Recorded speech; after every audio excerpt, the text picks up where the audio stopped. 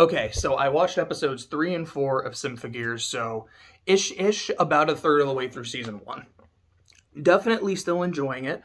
Um, there is some story beats and character beats to talk about, but I just want to talk about the cool shit first. So, in episode 3, when Tsubasa wants to fight Hibiki, and she's like, no, I don't want to do this. This is dumb. And Tsubasa's like, well, too bad. I want to fight you. Like, yo, that's my friend's gear. You shouldn't be the one to use it, blah, blah, blah. I can't work with this person.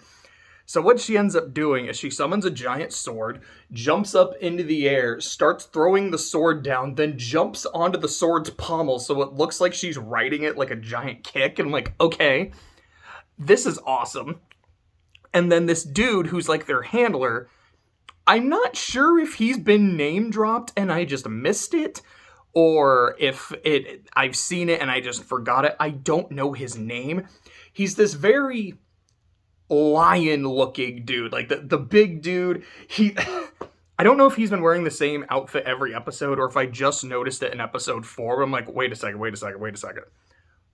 White suit, like white jacket, white pants, red shirt, tie, red hair. He's just Battler. Like, I really can't escape this fucking story. I was literally playing The Witcher yesterday, and then there was a random ass side quest, and then this guy's like, yeah, like, my daughter was just born, her name is Beatrice. Like, I can't fucking escape sea cats. It's everywhere. Even here, he stole Battler's whole fit. But regardless, the lion dude is like, okay, I have to prevent them from doing anything stupid. So while Tsubasa is doing this giant sword kick, he just shows up, punches the sword, and he punches it so hard that the sword disintegrates.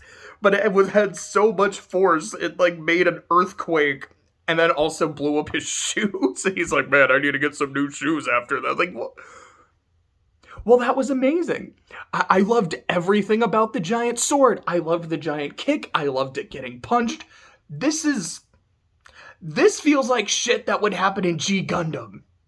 This makes me happy. As someone who really enjoyed G Gundam, you're doing good, show. There's a scene where, at the end of episode 4, so a new girl shows up.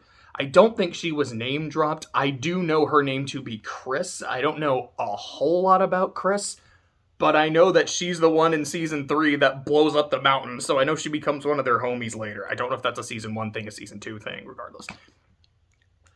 So she shows up, so she's using like a whip sword, which is something that just I love in general. It's like, okay, she's cool. And the way they beat her is, oh, hi Bahamut, is fight's not going super well, so Tsubasa's like, this is what I'm going to do. I'm going to make sure I take care of her. We're going to try to get her armor back, because apparently the Symphogear that Chris is using was the one that they had in episode 1 that disappeared not long after they lost Kanade. So she's like, okay, my friend's armor came back. This armor came back. I'm going to make sure we don't fucking lose it. So she uses her super song. And I've heard it referred to with different terms. The Crunchyroll subs, which is how I'm using it, refers to it as the climax song. I've also heard it referred to as a superb song or a swan song. I personally really like the term swan song, given the context of it. It's like, this is your ultimate attack. You are putting everything you have into it. And in Kanade's case, she died. So I'm like, I feel like swan song's a very fitting term. So please correct me if I'm wrong. If it is just like, no, you really need to call it the other term, then I will. But for now, I will go with swan. So her swan song essentially is Vegeta's final explosion, but it was all in like inverted colors. Like she does it, and then she like goes up to Chris, and there's a big explosion that comes from her. Chris goes flying, but is able to escape. All the noise in the area fucking explode.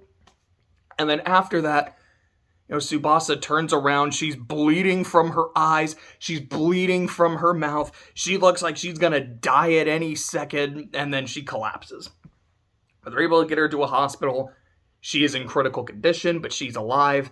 And I can't lie, the moment where it just kind of showed her on the hospital bed, my brain immediately went, Hibiki, you have to pilot the Symphogear or else Ray will have to do it again. Like, it just made me think of that shit. But regardless, it's like, okay, she is out of commission for a while. You are now our lead person. You need to step up. And that's kind of what Hibiki's character has been in those last 2 episodes. In episode 3, it was, I want to step up, but I don't really know how to do any of this. And Tsubasa, who was kind of supposed to be my teacher here, isn't actually helping me, and this is a problem. Like when the fight against Chris starts, both Chris and Tsubasa just kind of immediately ignore Hibiki. Like, yeah, just, we need a fight. You go somewhere else. Like, she's like, no, why are you guys fighting? And they both immediately like, shut the fuck up. This is a battlefield. Go over there and stop being a nuisance. But at the end of episode 4, she undergoes a training montage, which involves watching Bruce Lee movies, like, among other things. One thing I actually liked in the montage is that she's doing karaoke with her friends. So I'm like, oh, given the fact that music and singing is really important to how fighting works, that actually makes a lot of sense. It just kind of felt kind of cool to me. There's a scene in episode 3 that I really liked. Like, she's fighting a bunch of noise, and during the fight, she's really angry because that day she was going to go watch The Shooting Stars with her best friend and her roommate, Miyu. Is it Mio or Miyu? I believe it's Miyu. And then she's just like, you guys, like, I was going to do that, and you made me break my promise. So, like I said, at the end of episode 1, when she transforms, it with, like, the fangs and the way she's framed in shadow, it made her seem like she was having this very feral fighting style. Then in episode 2, that just doesn't happen. And then when Tsubasa attacks her at, like, the start of episode 3, also doesn't happen. But here, when she starts fighting the noise again, like, her whole head is just framed in shadow, like, the way she's attacking and, like, ripping them apart, this very feral, visceral fighting style, and I'm like, I love this. This is really cool. This is, like, end of episode 7, start of episode 8, Sayaka from Madoka Magica, oh my god, which is one of my favorite scenes in the entire series, holy shit, like, I love this. And then when you get to episode 4, and it's like, here is Kanade's backstory. She is someone who, her family was killed by noise, she wanted this power to gain revenge. She was just super very bloodthirsty. And it was just kind of after doing it for longer, she realized that her singing and her fighting was inspiring people. So it seems like she kind of went from being a bloodthirsty monster hunter into kind of a symbol, and it was something that she liked. It was her own development and story. And Hibiki, it seems like the bloodlust has kind of gotten into her too. It's not going to show up every time she fights, because there's a point even during the episode 3 fight, where she goes from bloodlust mode into I'm not really kind of sure what I'm supposed to do mode. So I wonder if that's a thing where it's like, now that she's had some training, is she just going to be a better overall fighter? Or if this is going to be like, yeah, there's points where she gets angry where she just goes bloodlust and starts fucking shit up. I'm looking forward to seeing what they do with that. I'm hoping they do something more with that, because that was really fun. One thing I have noticed is that the Symphogears so far, I believe I've been introduced to 4 of them. 3 of them were named after famous weapons. The 4th, I don't remember what Chris's armor was called. I looked it up. It was based off like an engraving or a statue or some shit. But you've got Gungar, which I believe is Odin's spear, Durandal, which is Roland's sword, and what's the other one? It was Ame no Kanazaki? I know I wrote it down. Let me see if I can find it. Habakari, Ame no Habakari, which I believe is Susanoo's sword that he used to kill Orochi in Japanese mythology. So I like that. It's like these are all like cool mythological weapons. It's just something that kind of works for me. Like it makes all the Symphogears just sound more badass. Like, yeah, like this is one of the ultimate spears in history, one of the ultimate swords, another ultimate sword. Like, okay, I guess at some point we'll probably get Excalibur and shit. Trying to think if there's anything else I really want to say. I don't really think so. I will just say, one thing that has been has been getting some, gotten is a word. I almost said gotting. That's why I was like, that's stupid. That's not a word.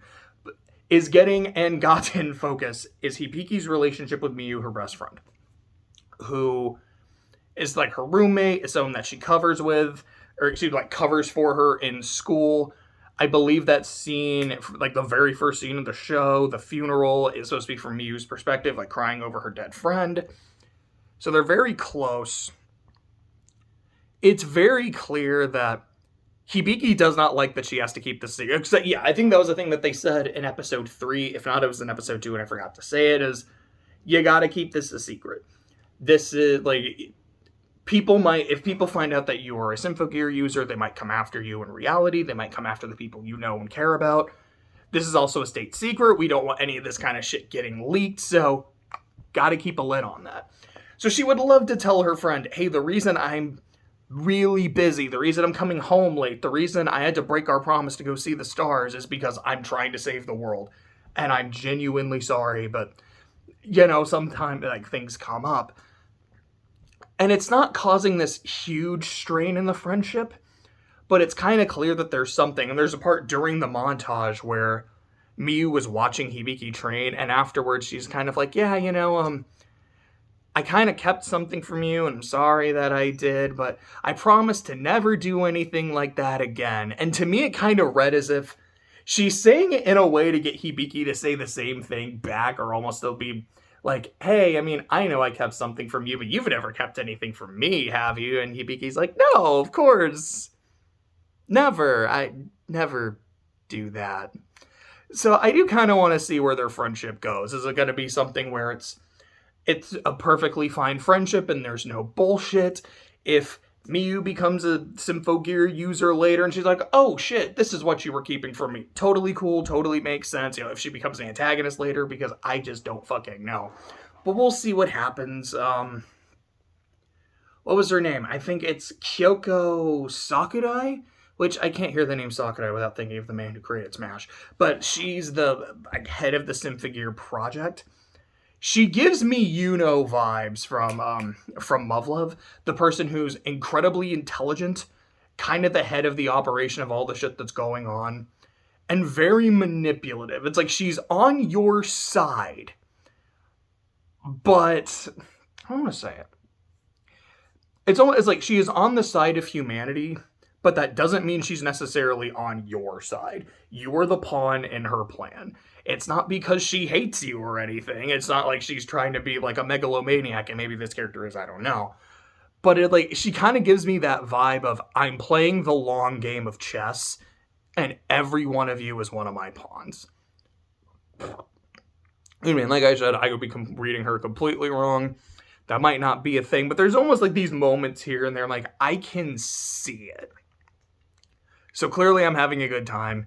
Interested to see where it goes. I should be finished with season 1. Sorry, I just had dinner a little bit ago. Hopefully I'll be done with season 1 sometime next week. Hopefully pretty early next week. Working tomorrow, I don't know how many episodes I'll get in, if any.